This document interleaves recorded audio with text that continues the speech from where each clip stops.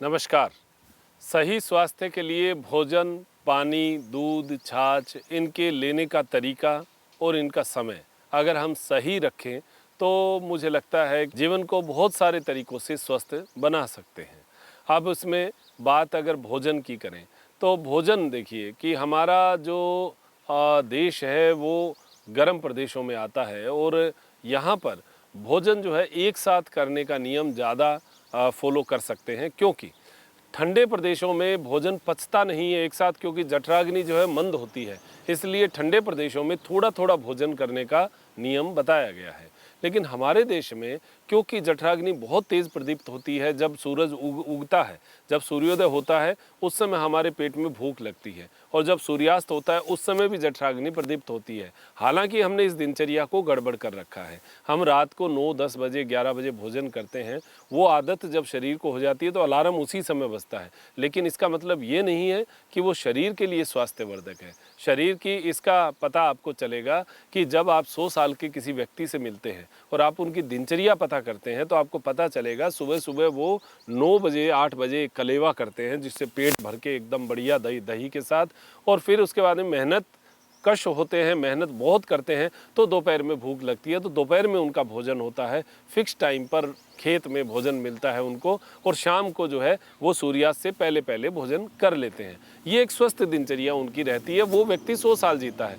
लेकिन आजकल के व्यक्तियों की अगर बात करें तो 100 साल के व्यक्ति से भी कम स्वस्थ हैं 70 साल का जो व्यक्ति है। तो ये कहीं ना कहीं हमें एक उदाहरण देता है। साथ में बैठने का तरीका खाने में बहुत बड़ा रोल अदा करता है। अगर हम भोजन करते समय आलती पालती मारकर, यानी जिसको सुखासन कहते हैं, इस आसन में बैठ के करें और कमर सीधी रहे तो हमारे भोजन की पाचन की क्रिया सही रह सकती है। क्योंकि हमारा ये जो शरीर है इसमें आपको सबको पता है कि यहाँ आमाशय है, यहाँ आते हैं और ये आते नीचे जाती हैं, लीवर यहाँ पर है। सबकी अगर क्रियाशीलता सही रखनी है तो इनको आराम देना होगा और सही स्थिति देनी होगी। सही स्थिति क्या है? पहले का जो हमारा तरीका वही शानदार तरीका था, क्योंकि हमारे ऋषि मुनियों ने, हमारे बुजुर्गों ने हजारों साल एक्सपेरिमेंट करके वो तरीके अपनाए थे और हमने एक ही झटके में उन सब तरीकों को दरकिनार कर दिया और हम बहुत आधुनिक हो गए। हम बाजोट पर जो आगे चौकी रखकर जो भोजन करते थे उसका तरीका यही था कि आलती पालती मारकर बैठ गए, कमर सीधी रही और इससे भोजन इस तरीके से किया गया।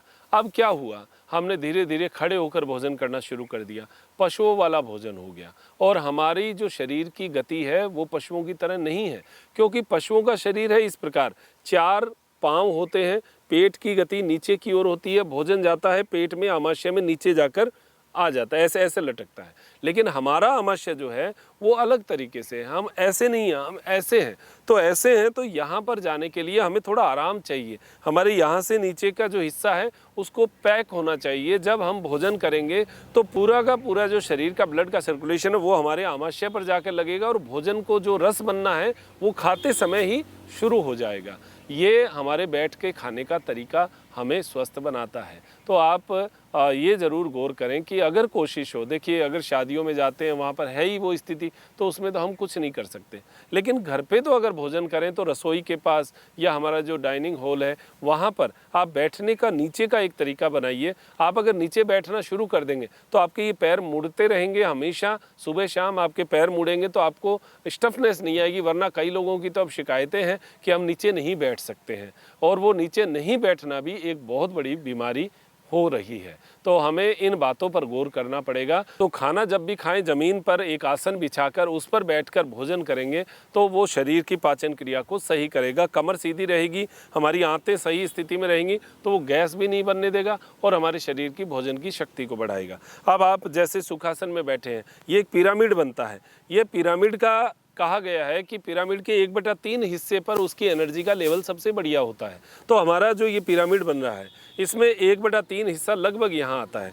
तो यहाँ पर एनर्जी का लेवल, यानी जो आप खा रहे हैं उस पर एनर्जी जो है वो फुल हो रही है, और आपकी यहाँ पर जो भोजन आमाशय में जा रहा है उस पर पूरे शरीर की एनर्जी का पुंज बन जाता है। तो ये पिरामिड के आकार का एक साइंस जो है वो मैंने आपको बताया है कि भोजन को पचाने में ये आकार जो है ये हमें लाभ कर। दूसरी बात, पानी पीने का तरीका भी हमें सुधारना पड़ेगा, क्योंकि शरीर में भोजन और पानी ये दो चीज़ें बहुत ज़रूरी होती है और पूरे विश्व में समान रूप से लागू है कि सब जगह पानी और भोजन सबको चाहिए।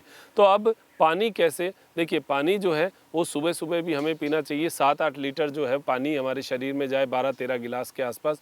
बाकी मौसम के अनुरूप हमें परिवर्तन करना पड़ेगा। सर्दियों में इतना नहीं पी सकते, गर्मियों में पी सकते हैं, तो ये थोड़ा सा ध्यान रखना है। और मौसम के अनुकूल हमें पानी को ठंडक की ओर नहीं ले जाकर गर्म की ओर ले जाना चाहिए। ये अगर सेंटर पॉइंट हम माने तो हम लोग क्या कर रहे हैं, हम गर्म की ओर नहीं जा रहे, हम ठंडे की ओर ज़्यादा जा रहे हैं, फ्रीज की ओर ज़्यादा जा रहे हैं, एसी की ओर ज़्यादा जा रहे हैं। हम ठंडे की ओर जाएंगे तो शरीर ठंडा होगा ही होगा, हम गर्म की ओर जाएंगे तो शरीर में गर्मी रहेगी, उत्साह रहेगा, ब्लड की जो टेम्परेचर की गति है वो भी अच्छी रहेगी, यानी 37 डिग्री सेंटीग्रेड जो हमारे शरीर का तापमान है वो मेंटेन रहेगा। आप 37 डिग्री के बीच में खड़े हैं, यहाँ पर खड़े हैं, और अगर आपने बार बार 5 डिग्री का, 10 डिग्री का, 2 डिग्री का, 1 डिग्री का आपने ये ठंडी ठंडी चीज़ें देना शुरू कर दिया तो ये डिस्टर्ब करेगी हमारी गर्मी को। आप देखिए चूल्हे के अंदर अग्नि दी हुई है, अग्नि जल रही है, और आप बार बार पानी डालते रहेंगे तो वो चूल्हा क्या करेगा, वो चूल्हा आग नहीं देगा, वो धुआं देगा, और धुआं देना शुरू कर देगा तो वो एकदम घुटन हो जाएगी। सेम वही शरीर में है। आप इस पाचन क्रिया को बार बार ठंडा पानी देकर आप उसकी पाचन की गति को डाउन कर रहे हैं, और फिर कह रहे हैं मैं बीमार हो रहा हूँ, मेरे शरीर में वायु है, मेरे ऐंठन आ रही है,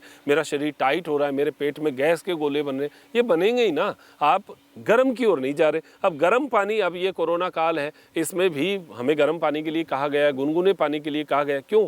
क्योंकि ये गर्म पानी जो है ये हमारे ब्लड की गति को बढ़ाता है। आपने देखा होगा 1 गिलास गर्म पानी पीते हैं तो पूरे शरीर में पसीना सा आ जाता है, क्योंकि पानी पीते ही वो ब्लड में मिलता है और ब्लड की गति जो है उससे बढ़ जाती है। उसी से हम सुबह फ्रेश होने में हमें सहायता मिलती है, उसी से ही हमारे पूरे दिन की क्रियाओं में लाभ मिलता है।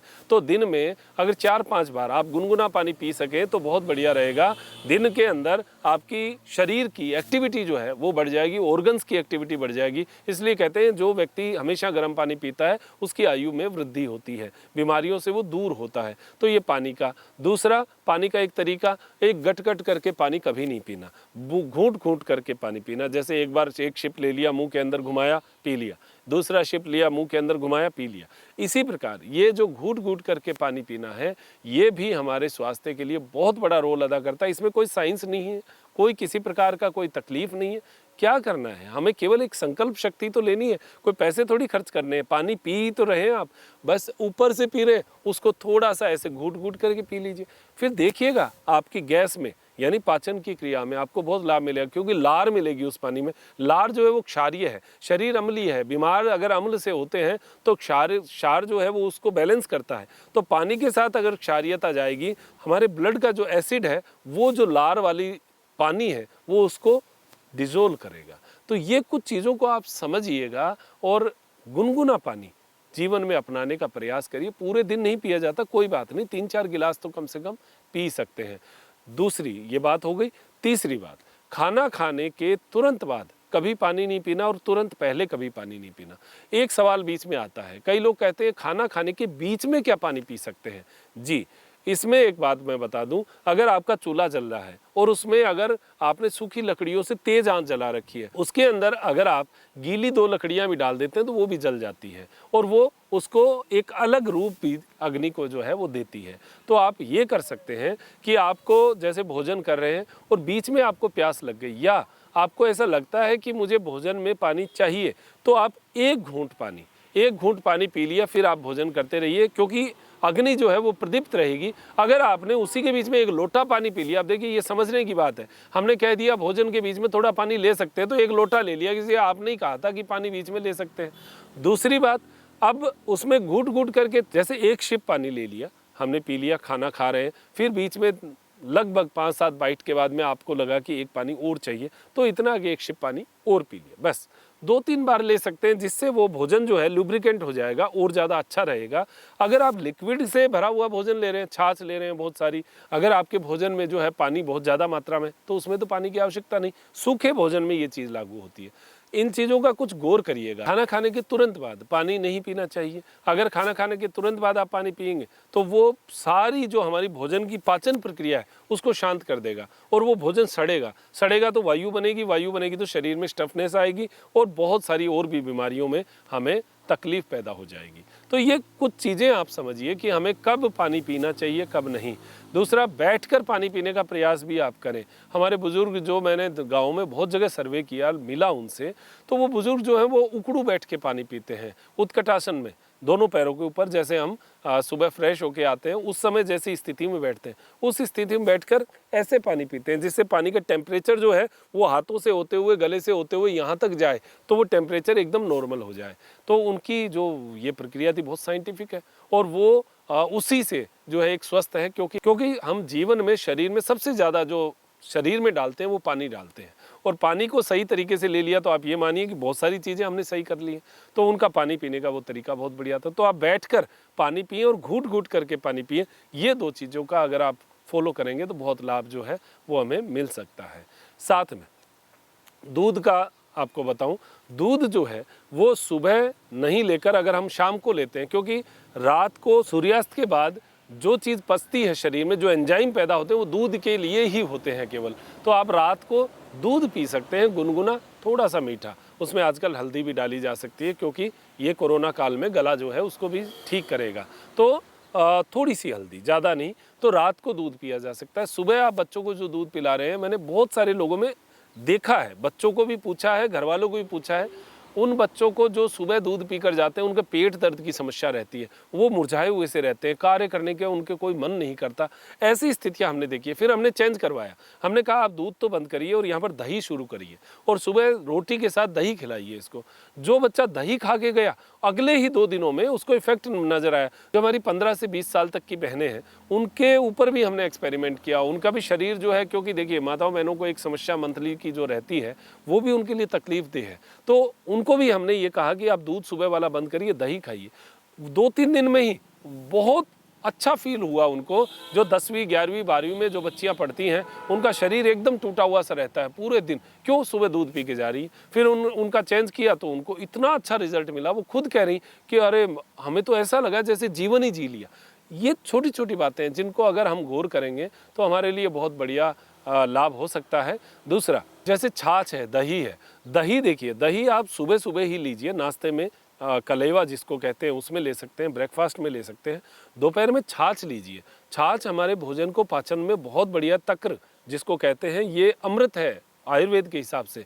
तो छाछ लेनी चाहिए दही की बजाय। दही सुबह ले लीजिए, दोपहर में छाछ ले लीजिए, रात को दूध ले लीजिए। बस ये ध्यान रखना।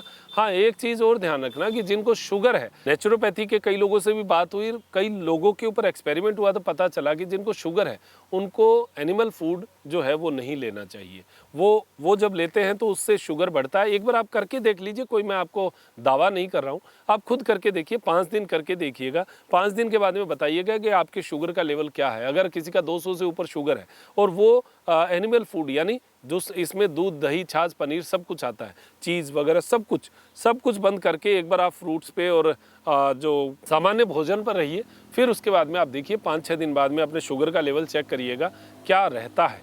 फिर उसके बाद में आप बताइएगा कि इसका क्या रिजल्ट हमें मिला है।